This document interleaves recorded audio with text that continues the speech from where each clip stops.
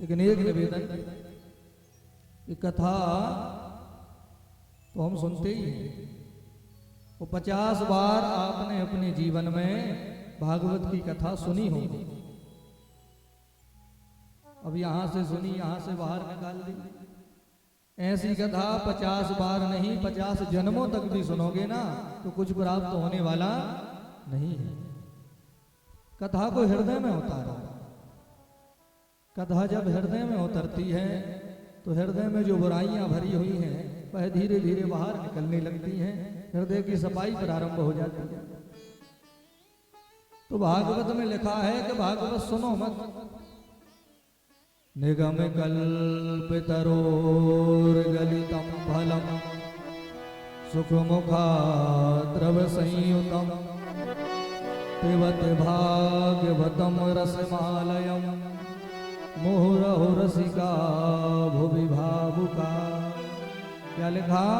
पिबत भागवतम रसमालयम। बोले भागवत के रस को तो पीना है।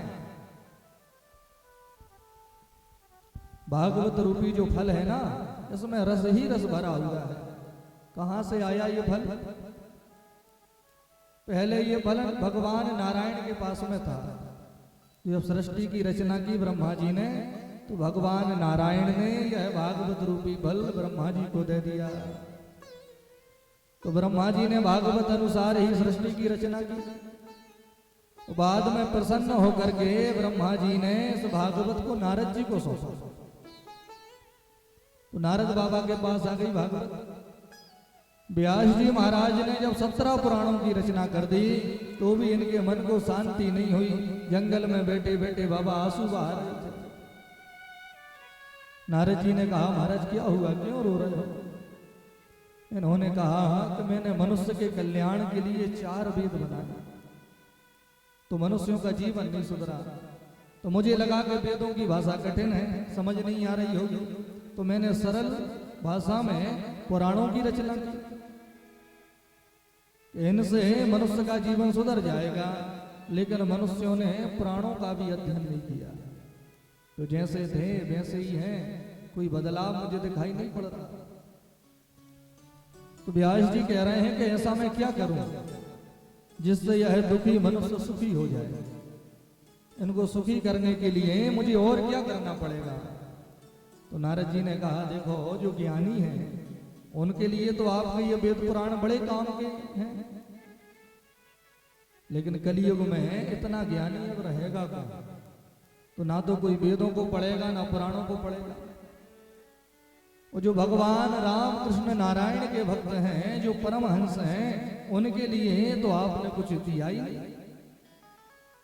भाई परमहंसों की तृप्ति के लिए तो भगवान के जिसमें सुंदर सुंदर प्रसंग हो, ऐसे कोई दिव्य पुराण की रचना करो।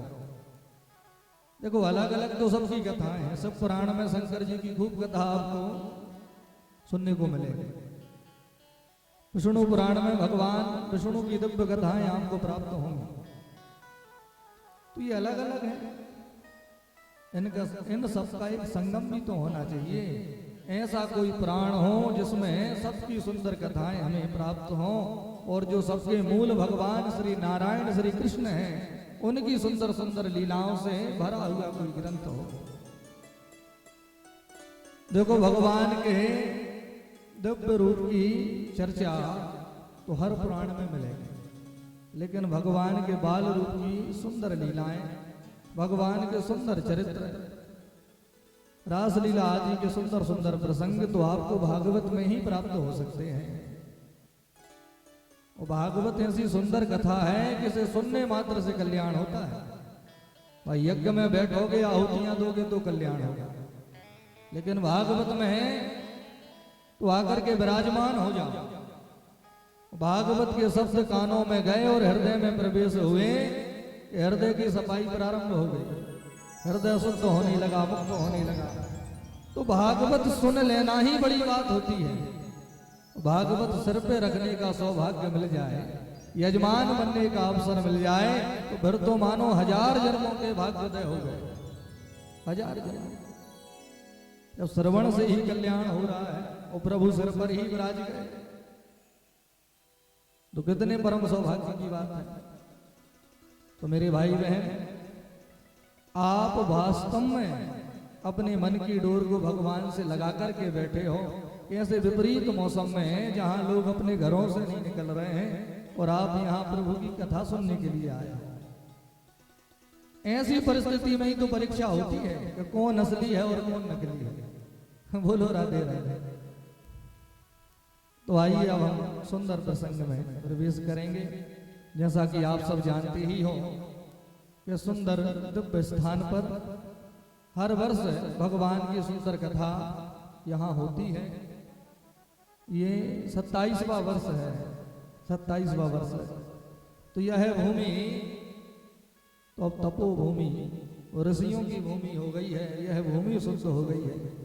मेरे भाई बहन, जिस भूमि पर भजन होता है ना, आप कितनी भी टेंशन में हो, कितनी भी चिंताएं लगी हो, ऐसी तपोभूमि में जब हम प्रवेश करते हैं तो धीरे धीरे हमारा मन शांत होने लगता है, चिंताएं भागने लगती हैं और जितनी देर वहां ठहरते हैं मन प्रसन्न बना रहता है। अच्छा, आप लोग अपने घर में बड़ी चिंता, फिर यहाँ आ गए तो जैसे ही यहाँ आए 2-5 मिनट इस भूमि पर आप घूमे फिरे तो खुद ही आपके मन की चिंताएं धीरे धीरे समाप्त, और यहाँ आए तो भगवान के ही होके रह गए। वो आनंद से कथा सुनने लगे, कुछ याद नहीं आया, और यहाँ से घर पहुंचे तो फिर वही समस्या। ये भूमि की सिद्धि का असर होता है मेरे भाई। आप मंदिरों में जाते हो, कोई मंदिर ऐसा मिलता होगा कि जैसे ही वहां प्रवेश भय के ऐसी शांति हो गई, मन एकदम शांत हो गया, हमें होश ही नहीं रहा कि हमें क्या चिंता था। ये भूमि का असर। यहाँ तप हो रहा है, यहाँ यज्ञ हो रहा है, यहाँ कथा हो रही है। यह भूमि तो तीर्थ भूमि के भांति ही पवित्र शुद्ध हो गई है। वो हमें बड़ी प्रसन्नता है। दूसरी बार ये हमें सौभाग्य मिला यहाँ आने का। साल में कथा तो कई जगह करने जाते हैं, लगभग हर साल 30 कथाएं करते हैं। किसी महीने में 2 कथा, किसी महीने में 3 कथा। इस महीने में ये 4थी कथा है। इसके पहले 3 कथाएं हम कर चुके हैं और यहाँ ये 4थी कथा करने के लिए आए हैं। फरवरी में फिर 3 कथाएं करनी है। तो कथाएं तो हर जगह कर रहे हैं, हर जगह आपके लोगों के बीच में जा रहे हैं। कई कई प्रकार के लोग मिलते हैं, कुछ आपके जैसे भक्त भी मिल जाते हैं, कुछ ऐसे भी मिलते हैं कि 7 दिन पानी भी खुद भर कर ही पीना पड़ता है, कोई एक गिलास पानी के लिए भी नहीं पूछता। संसार बड़ा विचित्र है मेरे भाई बहन। आपके जैसे लोग हर जगह नहीं है, कई कई प्रकार के लोग हैं। लेकिन हमें प्रसन्नता है कि प्रभु ने हमें इस कार्य के लिए चुना, तो हरि कथा लेके जाते हैं। शुरू में लोगों का स्वभाव कैसा भी हो, लेकिन 7 दिनों में परिवर्तन आ जाता है। वो सब भगवान के चरणों के दास बनने के प्रयास में लग जाते हैं। तो यहाँ भी ये कथा हो रही है, हर वर्ष होती है, भंडारा भी होना है। कहाँ से क्या होता है हमें तो कुछ पता नहीं, ये तो महाराज जी जाने और भगवान जाने। हम तो पिछले वर्ष भी आए, 7 दिनों तक हमने बड़े ध्यान से देखा, तो हमको तो नहीं लगा कि 7 दिन में हमारे सामने किसी प्रकार का कोई सहयोग कहीं से कुछ प्राप्त हुआ होगा। लेकिन मेरे भाई बहन, ऐसे सुंदर कार्यों में सहयोग भी उन्हीं का लगता है जिन पर भगवान की कृपा हो। घर में करोड़ों हैं, लाखों हैं, हजारों हैं, बीमारियों में लगा रहे हो, अस्पतालों में लगा रहे हो, पुलिस वालों को दे रहे हो, वकीलों को दे रहे हो, तो धन तो कई जगह लग रहा है, लेकिन धर्म में नहीं लग पा रहा। क्यों?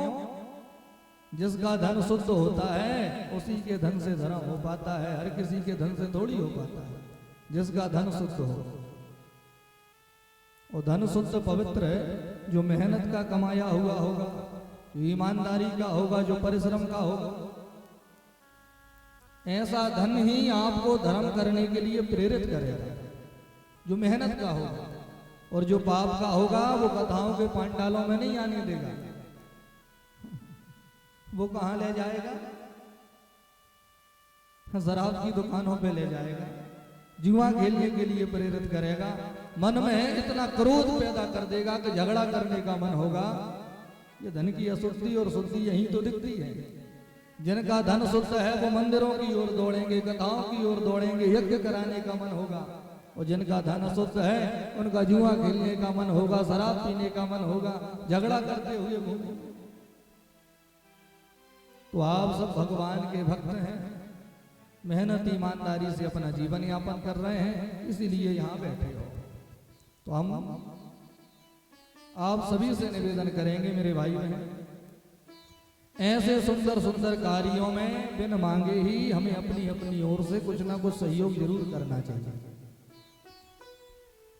क्योंकि कली काल में धर्म के 3 पैर तो पहले से ही निर्बल पड़े हैं। धर्म के 4 पैर होते हैं। आपने जो कथा हो गई है उसमें विस्तार से सुना होगा, हम तो संक्षेप में ही सुना रहे हैं। हमारे धर्म के 4 पैर हैं, सत्य, दान, दया और पवित्रता। लेकिन कलियुग आते आते हमारे धर्म के 3 पैर एकदम निर्बल हो जाते हैं।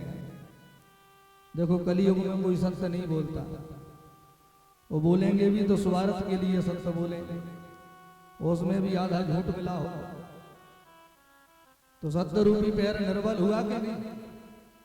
किसी के मन में दया दिखाई नहीं पड़ती, जरा जरा सी बात पे लोग क्रोध करने लगते हैं, क्रोध कर रहे हैं। एक बात आपसे कहें, मनुष्य का सबसे बड़ा शत्रु क्रोध ही होता है।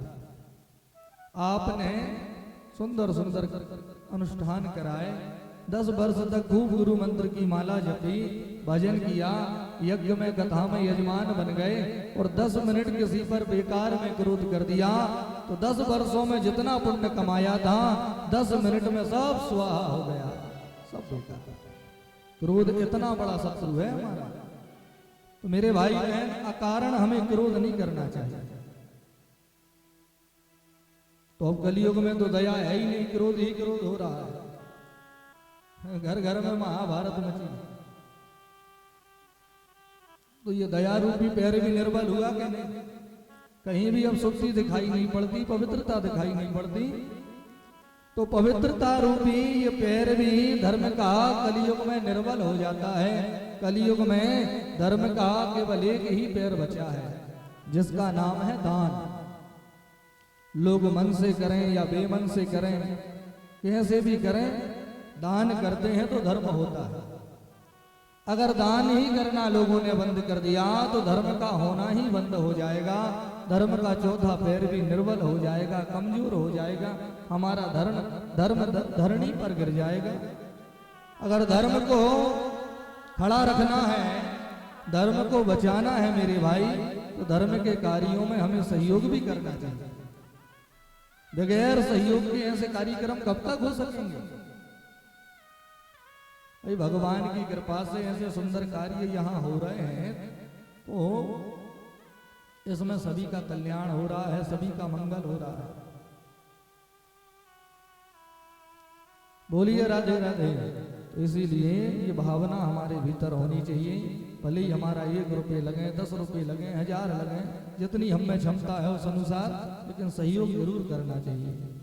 जहाँ जहाँ प्रभु का कार्य हो रहा हो वहां तो हमें, अगर प्रभु ने इस लायक बनाया है, देखो लायक नहीं हो, अगर हम स्वयं ही मांग मांग कर खा रहे हो तो फिर कोई परेशानी नहीं, लेकिन प्रभु ने अगर हमें देने योग्य बनाया है तो देना चाहिए।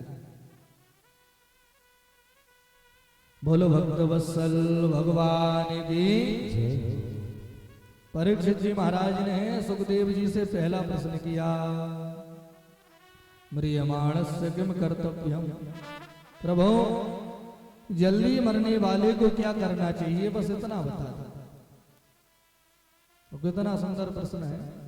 इन्होंने ये नहीं पूछा तो मुझे 7 दिन में मरने का श्राप लगा है तो मैं कैसे बच सकता हूं, या मेरी मुक्ति का उपाय बता दो,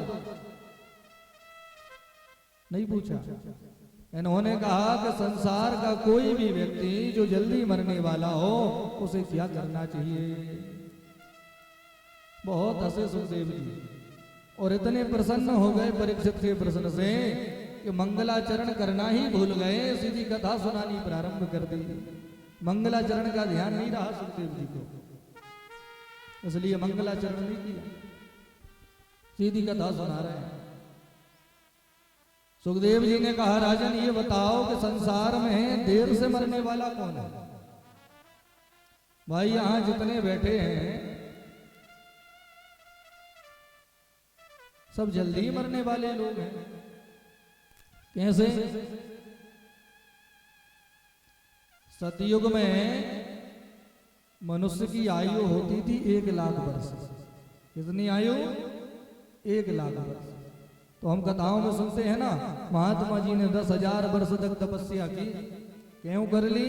क्योंकि आयु 1,00,000 वर्ष की होती थी, तो 10,000 वर्ष तपस्या भी हो जाती थी। युग बदला, त्रेता युग आया तो आयु हो गई 10,000 वर्ष।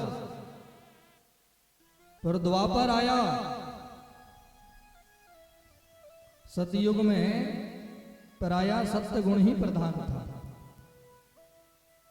तो अपने सत्य के प्रभाव से लोग 1,00,000 वर्ष से भी ज्यादा जिंदा रह लेते थे।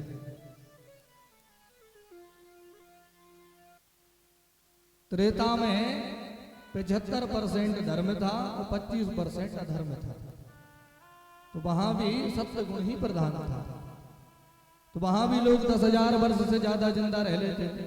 और द्वापर में 50% धर्म था और 50% अधर्म था। 1,000 वर्ष की आयु निर्धारित थी, तो 1,000 वर्ष लोग जिंदा रह जाते थे। लेकिन कलियुग में अब हम लोगों की निर्धारित जो आयु बची है वो है 100 वर्ष। और यहां सत्य गुण प्रधान नहीं है।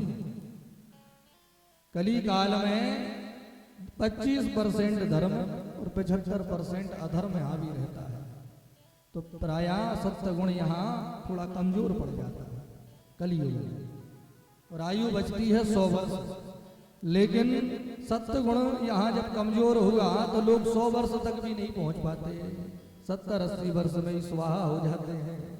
बोलिए राधे राधे। तो जहाँ 1,00,000 वर्ष की उम्र होती थी वहां केवल 70-80 वर्ष की उम्र बची। तो बोलो कितना कम समय बचा हमारे पास, बचा के नहीं। इसलिए सुखदेव कह रहे हैं, राजन यहाँ सब जल्दी मरने वाले लोग बैठे हैं। अब समय किसी के पास है ही नहीं। 80 वर्ष में अब 25 वर्ष तो बड़े होने में पढ़ाई लिखाई में ही निकल गए। और 25 से 50 वर्ष की आयु विवाह हो गया तो परिवार की जिम्मेवारियों में, भरण पोषण में, बेटा बेटी की पढ़ाई लिखाई में, उनके शादी विवाह में तो दादाजी बनते बनते 60 वर्ष के हो गए। अब 60 वर्ष तो गए संसार की जिम्मेवारियों में। अब कितने बचे? 20 वर्ष। अब 60 वर्ष के बाद में कितने वर्ष तुम्हारे हाथ पैर चलेंगे? ज्यादा से ज्यादा 65 वर्ष तक, 70 वर्ष तक हम चल फिर सकेंगे। फिर तो हमें सहारे की जरूरत लगेगी ना। फिर तो घटिया पकड़ ली, डॉक्टरों के भरोसे जीवन हो गया। तो केवल 10 वर्ष ही बचे जिसमें हम अपने कल्याण के लिए मुक्ति के कुछ साधन कर सकें। लेकिन तब तक माया इतनी हावी हो जाती है, ये संसार हमारे दिमाग में इतना बस जाता है कि बचे हुए उन 10 वर्षों में भी हमें केवल संसार ही याद आता है, भगवान की याद नहीं आती है। मरते मरते भी संसार का ही ध्यान करते हैं। कोई बुजुर्ग हो गए 80 वर्ष के, उनसे पूछो भैया अब तो आप पूरी जिम्मेवारियों से मुक्त हो गए, तुम्हारे बेटा बड़े हो गए, कमाने लग गए, अब तो तुम्हें कोई टेंशन नहीं है घर की। वो क्या कहेंगे, कैसे नहीं है महाराज टेंशन घर की? हमारे बेटा इन्हें कोई काम ना बताओ तो मन से कुछ करते ही नहीं। पता नहीं हमारे बाद इनका क्या होगा। उन्हें भी मरने के पहले यही चिंता, पता नहीं हमारे बाद हमारे घर का क्या होगा। अरे मेरे भाई बहन, यही तुम्हारे पिताजी सोचते थे, लेकिन तुमने बढ़िया संभाल लिया ना सब कुछ, कोई परेशानी तो नहीं हुई ना। ऐसे ही तुम्हारे बेटा बेटी भी बढ़िया घर को संभाल लेंगे, तुमसे अच्छा संभाल लेंगे। अब घर की चिंता मत करो, खूब 50-60 वर्ष तक तुमने घर की चिंता की, खूब कमाया, खूब परिवार का ध्यान रखा। अरे अब थोड़ा सा समय बचा है मेरे भाई, अब 10 वर्ष तो अपना ध्यान रख ले। 10 वर्ष तो तू अपने लिए जी ले, संसार के लिए तूने बहुत जीवन जिया। अगर 10 वर्ष भी तुमने अपने लिए जीवन जी लिया तो बड़े संसार में तुम्हें बार बार नहीं आना पड़ेगा। मेरे भाई, इस कली काल में पराया लोग माया की तरफ ही आकर्षित हो रहे हैं, माया की तरफ। अच्छा, हमने सुख दुख भी किसको बना रखा है? जिसके पास धन है तो हमें लगता है ये सुखी है, और जिसके पास धन नहीं है तो हमें लगता है ये दुखी है। तो सुख दुख का जो थर्मामीटर है, सुख दुख की जो नाप तोल हम लोग करते हैं वो धन से करते हैं, संसार के धन से। अच्छा, जो धनवान है तो आपको लगता है ये सुखी है, कभी उनके पास जाके पूछना, बोलना भैया तुम सुखी हो क्या? वो तुम्हें 1000 परेशानियां गिना दे। मेरे भाई, दूसरों का जीवन ही हमें अच्छा लगता है, हमको लगता है ये सुखी है। यही प्रश्न तुलसी बाबा से, तुलसीदास जी से एक किसी व्यक्ति ने किया। बोले बाबा, इस संसार में सुखी कौन है? बाबा ने कहा बड़ा विचित्र प्रश्न किया भाई, हमने तो अभी तक इस बात का विचार नहीं किया था। चलो हम विचार करते हैं, कल बताएंगे कौन सुखी है। अब रात्रि में तुलसी बाबा निकल गए खोज करने के संसार में कौन सुखी है। तो एक व्यक्ति सड़क के किनारे हाथ का तकिया लगा करके सो रहा था, ना तो बिछाने को कपड़े थे ना ओढ़ने को कपड़े थे, ऐसे ही पड़ा था। तुलसी बाबा ने उसे जगाया, भैया क्या तू सुखी है? सुखी है? तो उसने कहा महाराज पागल तो नहीं हो गए? अरे मैं सड़क पे पड़ा हूं, ना बिछाने को बिस्तर है ना ओढ़ने को कंबल है, मैं तुम्हें सुखी दिख रहा हूं? कहां से मैं तुम्हें सुखी दिख रहा हूं? मैं सुखी नहीं हूं महाराज। अरे सुखी तो वो हैं जो बड़े बड़े घर बना बना करके रह रहे हैं, ये सेठ साहूकार, ये सुखी हैं, अपने घर में आनंद से रह रहे हैं। मैं कहां से सुखी हो सकता हूं? तू सुखी नहीं है। तो सेठ साहूकारों के पास में पहुंच गए, बड़े बड़े सेठ, करोड़पति, अरबपति। उनसे कहा भैया क्या तुम सुखी हो? उन्होंने कहा बाबा कहां सुख रखे हैं, साल भर मेहनत करते हैं, खूब दुकानदारी करते हैं, खूब व्यापार करते हैं, मार्च का महीना आता है, इनकम टैक्स में सब चला जाता है, कुछ नहीं बचता। सुखी हम नहीं है, सुखी तो सरकार है। राजा सुखी है, उन्हें कोई टेंशन नहीं, उन्हें कोई टैक्स नहीं देना पड़ता। अब बाबा पहुंचे राजा के पास, राजा से जाके कहा भैया तुम तो सुखी हो ना? राजा ने भी हाथ खड़े कर दिए, बोले हम भी सुखी नहीं हैं, हम तो केवल राजा हैं, छोटी सी भूमि के स्वामी हैं, लेकिन जो महाराज हैं, जो पूरे भूमंडल के मालिक हैं, वो ही सुखी हैं। एक एक करके तुलसी बाबा इंद्र के पास तक गए। दीन कहे धनवान सुखी, धनवान कहे सुख राजा को भारी, राजा कहे महाराज सुखी, महाराज कहे सुख इंद्र को भारी, इंद्र कहे सुख चतुरानन को, ब्रह्मा कहे सुख विष्णु को भारी। तुलसीदास विचार करें, हरि भजन बिना सब जीव दुखारी। चाहे तो गरीब हो चाहे अमीर हो, जो भगवान का भजन नहीं कर रहा वह कभी सुखी हो ही नहीं सकता।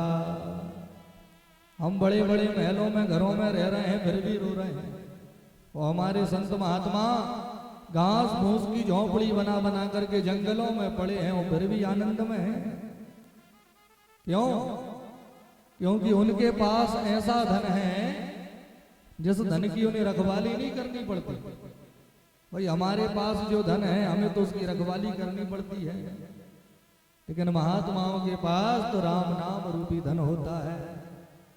खर्चे ना कोई चोर चुरावे, नित नित बढ़त सवायो, पायो जी मन राम रतन धन पायो।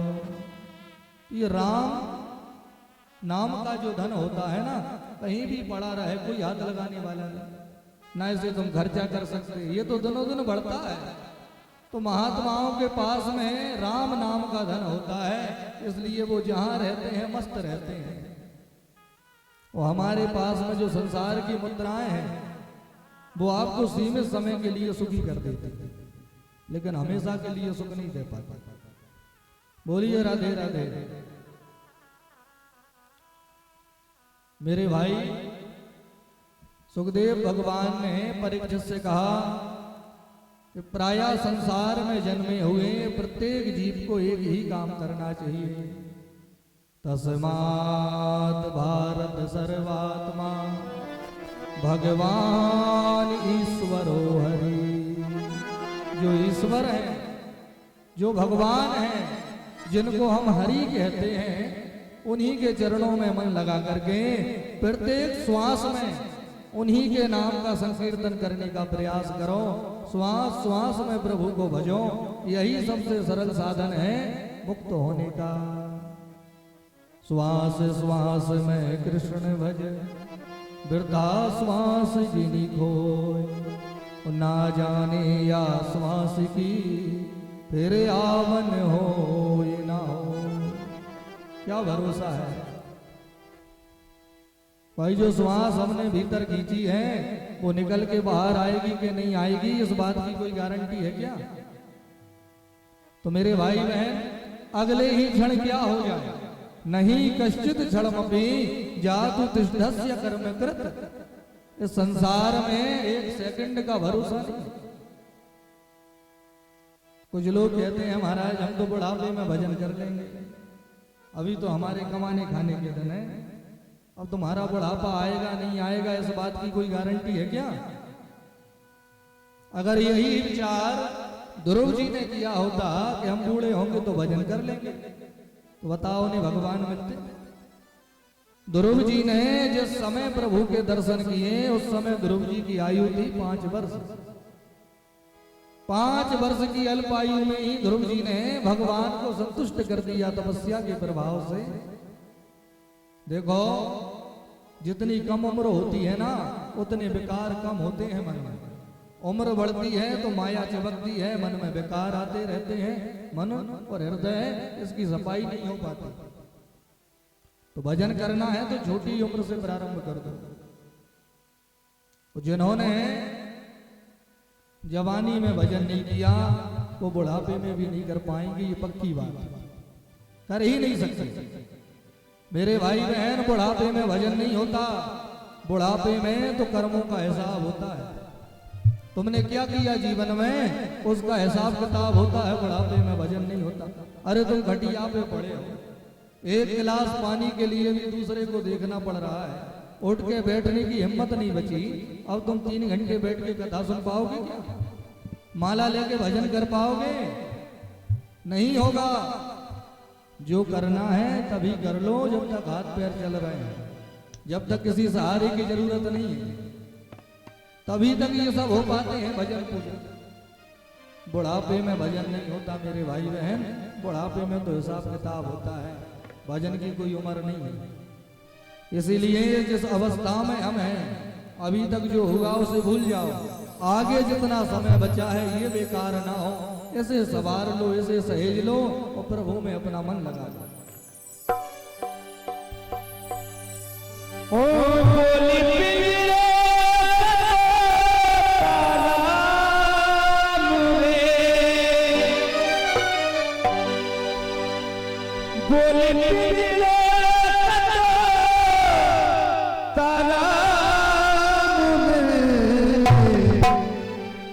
हरे राम राधे श्याम सिया राम।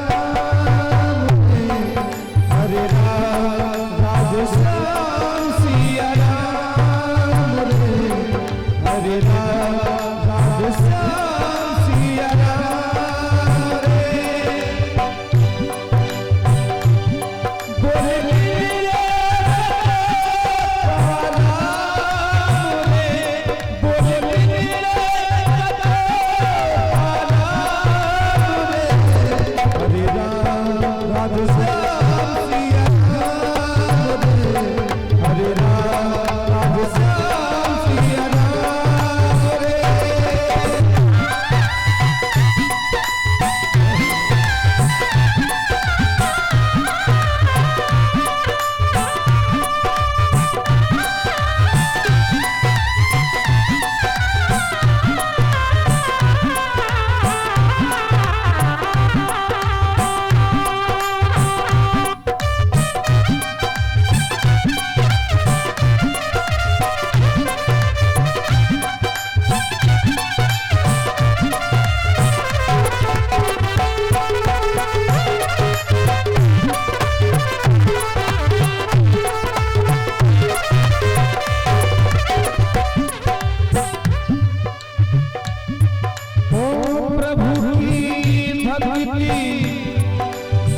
प्रभु की भक्ति सुबह की जैसी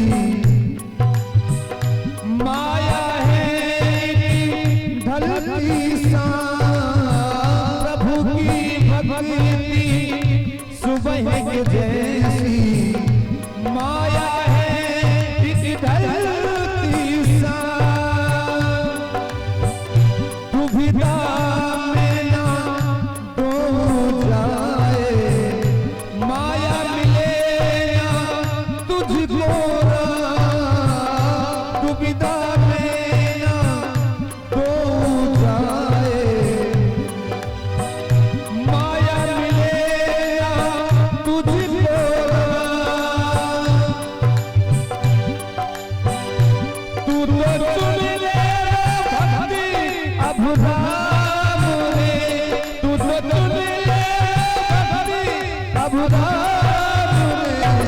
दुविधा राधे श्याम सिया राम रे हरे राम